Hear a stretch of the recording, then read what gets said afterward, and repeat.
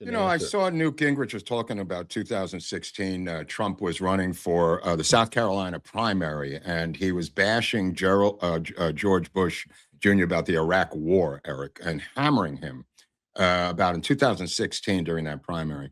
And Newt Gingrich gave him a call and says, look, here's some advice. Bush has an 80% approval rating in South Carolina. You may not want to keep hammering him. And Trump said, he said the war was wrong. He was stupid for doing it, and I don't give a fuck if I lose this primary. And Newt Gingrich knew at that point that Trump was a real leader who did not put his finger in the wind, according to Newt Gingrich. And I thought, holy shit, I never heard that story before. And Gingrich was talking about it, and he came on board the Trump train at that point, Newt Gingrich, simply because he had given him this advice and Trump told him, I don't give a shit. And he was making the analogy to the midterms right now, that he has bigger fish to fry in terms of world history, in terms of stopping them from getting a nuclear weapon. And in fact, in an interview yesterday with his daughter-in-law, he said, midterms come every 2 years. I can't run the country like that. He gave a little discourse on that, saying that, if I was doing the cynical, I would have to wait till the midterms, and the second they're done, I have to do the attack. But there's a very narrow window, and I just can't really think about that now. You heard that, huh? There was a clip on it. And it was very fascinating insight into how he thinks regarding politics versus the world order and peace and stopping the Iranians from getting a nuclear weapon.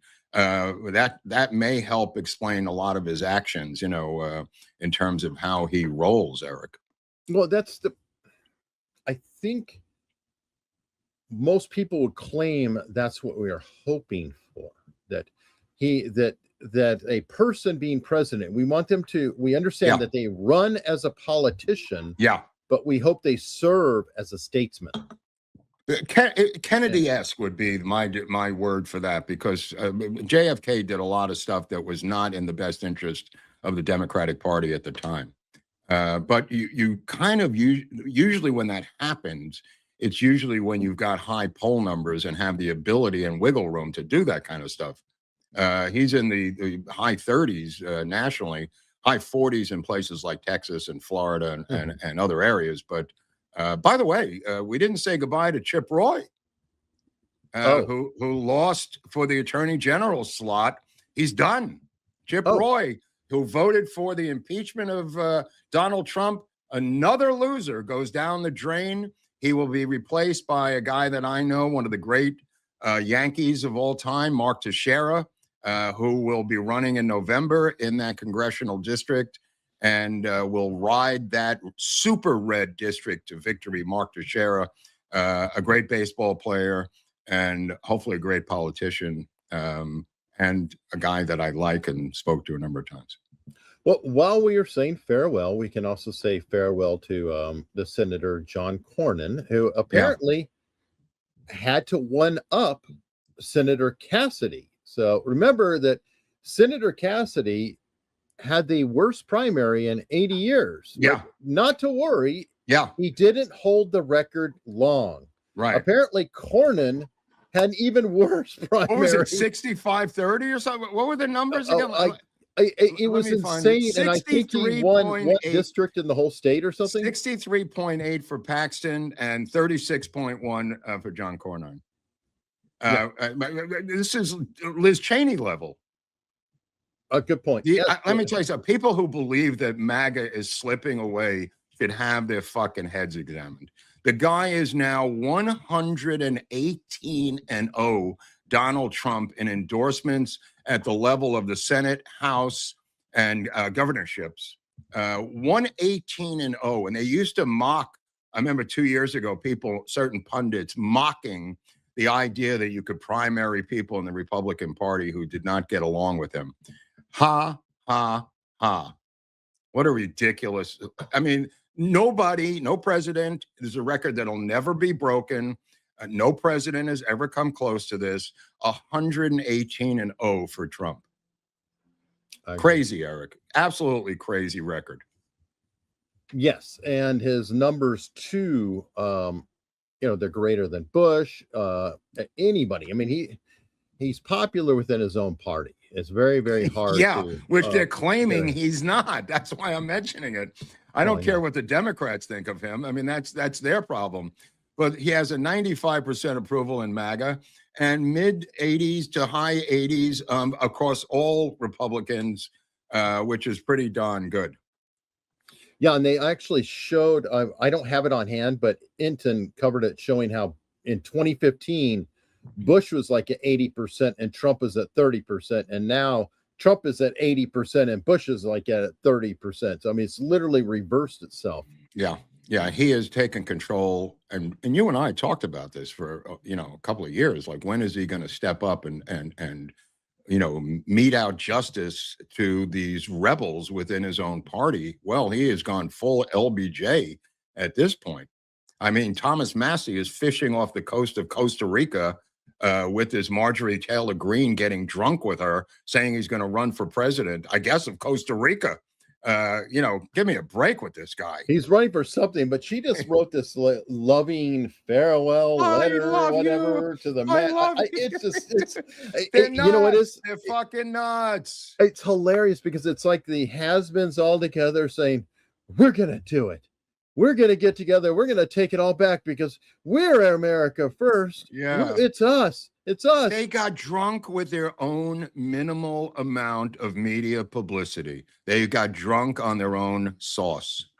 I think that's the by the way, they passed the Nick Shirley Act out here, by the way, when you were busy all week. It's AB 2624, preventing anyone from investigating an NGO and recording them or looking into it, aka the Nick Shirley Act.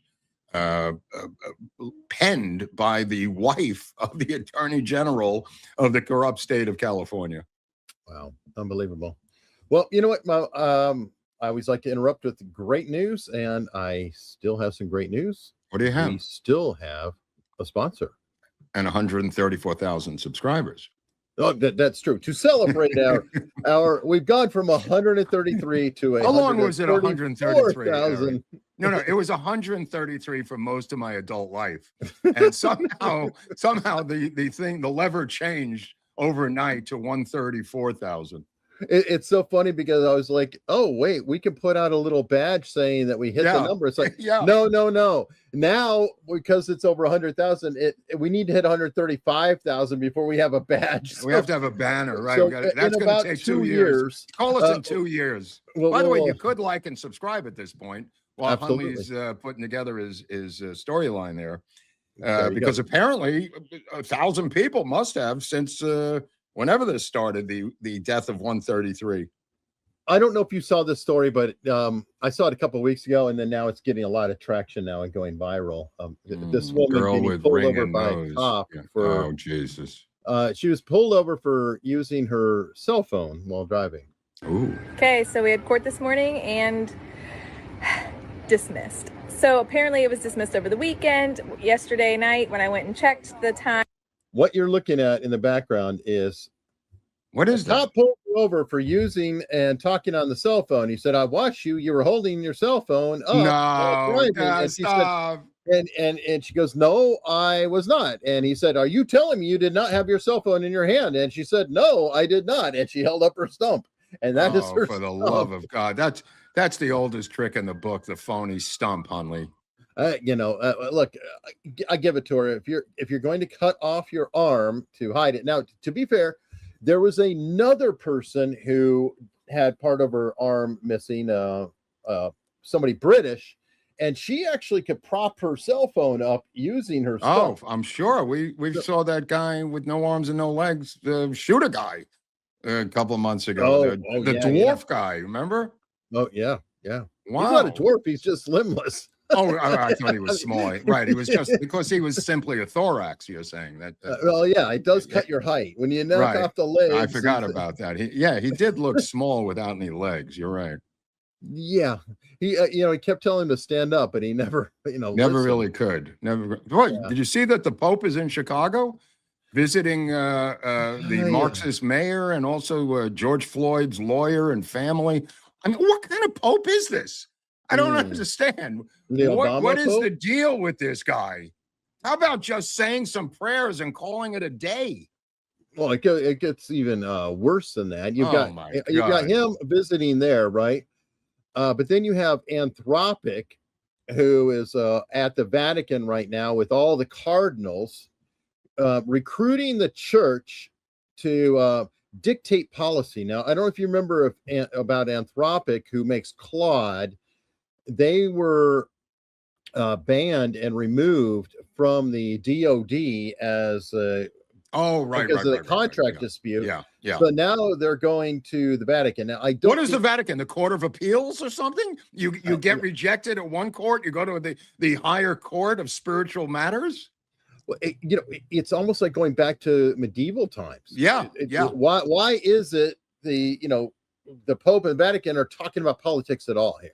Of course, it's insane. And everybody's going, how dare you criticize the Pope? Criticize the Pope? I mean, this guy does everything but popey stuff.